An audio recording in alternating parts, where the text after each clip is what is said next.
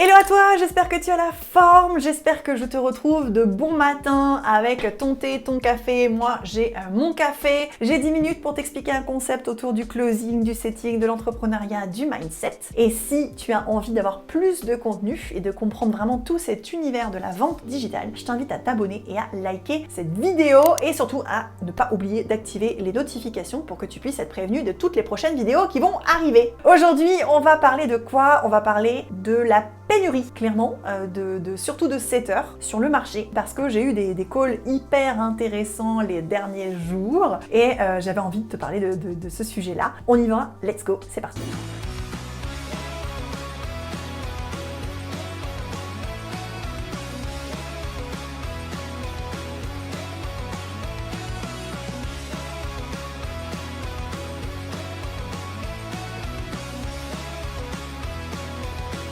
Je sais que si tu regardes cette vidéo et que tu n'as pas encore sauté le pas de te former, que ce soit en setting ou en closing, ou les deux, tu as une peur qui est tout à fait légitime, qui est « mais est-ce qu'il y a encore de la place sur le marché ?» Et si tu regardes sur YouTube, tu as 2-3 vidéos qui te disent « ah mais il y a plus de place, le marché du closing, du setting est saturé ». Et en fait, qu'est-ce qu'il y a dans cette vidéo? Finalement, cette personne, elle te vend ses propres services. Genre, tu peux pas être setter-closer parce que du coup, il n'y a plus de place sur le marché. Super, deviens infopreneur ou deviens e-commerçant ou deviens je sais pas trop quoi. Bon, moi je trouve ça un peu genre, je te tourne la vidéo comme moi, enfin je te donne le message que moi j'ai envie de te faire passer, qui est à terme achète ma formation. Là où moi je vois la réalité du quotidien, c'est que clairement on n'a pas atteint le stade de le marché est saturé, on peut plus former de setter-closer et je te dirais même qu'on est presque en pénurie. Qu'est-ce que je veux dire par là? Nous aujourd'hui, je sais pas si tu t'es baladé sur le site de Closer Evolution, tu as une section dans le header tout en haut, dans le menu, qui est recruter un closer. Ce qui veut dire qu'il y a des entreprises qui font appel à nous, qui déposent une candidature pour recruter soit des setters, soit des closers, soit des setter-closers. À peu près par mois, en sachant que nous, on va pas chercher ces entreprises, clairement, on n'a pas le temps et c'est pas non plus notre objectif, parce que nous, on fait le pari de former les setters, les closers de demain sur aussi être capable de trouver ses propres clients soi-même. Donc ces entreprises, on en a à peu près entre une vingtaine et une quarantaine qui viennent à nous par mois et qui cherchent soit un, soit plusieurs candidats. Je crois qu'hier j'ai posté une annonce, ils cherchaient entre 2 et 5 personnes. Tu vois, donc pour une entreprise, ils cherchaient plusieurs candidats. Et mon objectif, à moi en tant que co-gérante de Closer Evolution, c'est d'établir des partenariats sur le long terme avec des entreprises qui recrutent sur le long terme. Aujourd'hui, des entreprises qui recrutent sur le long terme, j'en ai... attends, parce que du coup il faut que je le calcule. 1, 2, 3, 4, 5. 6, du coup maintenant 6. J'en ai 6 qui régulièrement sont à la recherche de candidats. Le truc c'est que certains c'est 4 ou 5 candidats, donc ça c'est relativement facile à trouver, et d'autres que j'ai eu au téléphone hier, que j'aime beaucoup, me dit à terme, je sais que l'entreprise pour laquelle je bosse, donc c'est l'équivalent d'un sales manager du coup que j'ai eu au téléphone, je sais que à terme, je vais monter une équipe de setters, de 80 setters. Et je sais que niveau marketing, niveau budget, niveau action, ils sont capables d'atteindre ces objectifs. Donc 80 setters pour, je crois, 40 ou 45 closers, je sais plus exactement les chiffres. Et là, dans ma tête, je me suis dit, c'est pas compliqué, j'adorerais être capable de lui fournir ces 80 setters, sauf qu'aujourd'hui, j'en suis pas capable. Pourquoi? Faut bien se dire que même si je formais, allez, 80 setters par mois, ce qui n'est pas le cas aujourd'hui. J'ai 80 individus qui vont apprendre le setting et qui, une fois qu'ils auront validé la formation, passé l'évaluation orale de fin, etc., vont avoir accès aux opportunités. Sauf que sur ces 80, t'en as au moins la moitié qui vont te dire « non mais là maintenant tout de suite, je me sens pas prêt à trouver un client pour x, y, z raisons ».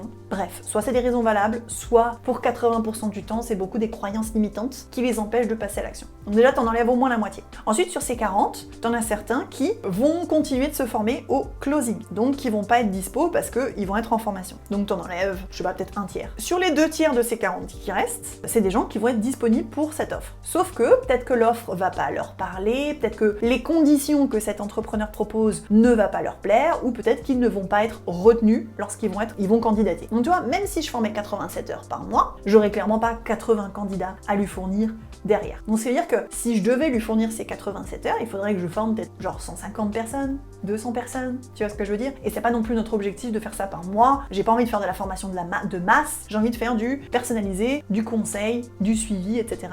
Mais ce qui veut dire qu'en fait, il y a une pénurie, parce qu'aujourd'hui, on n'est peut-être pas les seuls à fournir une formation en setting et en closing, mais clairement, je ne suis pas capable de fournir assez de candidats pour ces 6 entreprises qui recrutent chez nous quasi mensuellement. Donc, est-ce que le marché est saturé? Aujourd'hui, je peux te dire que non, parce que je ne connais pas tout le marché, je ne connais pas tous les acteurs de la formation, qui sont à la recherche de setters, de closers. J'en connais certains, et sur ces 6 entreprises, donc t'imagines bien que derrière Closer Evolution, il y a 30, 40, 50 entreprises qui sont toujours à la recherche de candidats et qu'on ne connaît peut-être pas encore aujourd'hui, mais rien que nous, avec 6 entreprises qui recrutent en continu chez nous, je ne suis pas toujours capable de leur fournir le nombre de candidats qu'ils souhaitent. Et donc, qu'est-ce qu'ils vont faire ces recruteurs? Ils vont aller chercher ces setters, ces closers via d'autres écosystèmes et ils vont complexifier leur recrutement. Donc ça, c'est quelque chose qui m'attriste parce que je trouve que dans un écosystème qui est gagnant, on devrait être capable de fournir assez de candidats pour n'importe quelle entreprise qui vient à nous, pour n'importe quel nombre de candidats qui sont recherchés sur le marché. Donc, si tu es en train de regarder cette vidéo et que tu disais « Non, mais le marché, il est saturé, il n'y a plus de place pour les setters closers », what the fuck? Je peux te dire qu'aujourd'hui, au quotidien, non, ce n'est pas le cas. Ça ne veut pas dire que toutes les personnes qui sortent des formations trouvent un client tout de suite, parce qu'encore une fois, sur ces 6 entreprises, peut-être que l'offre, elle ne plaît pas à tout le monde, peut-être que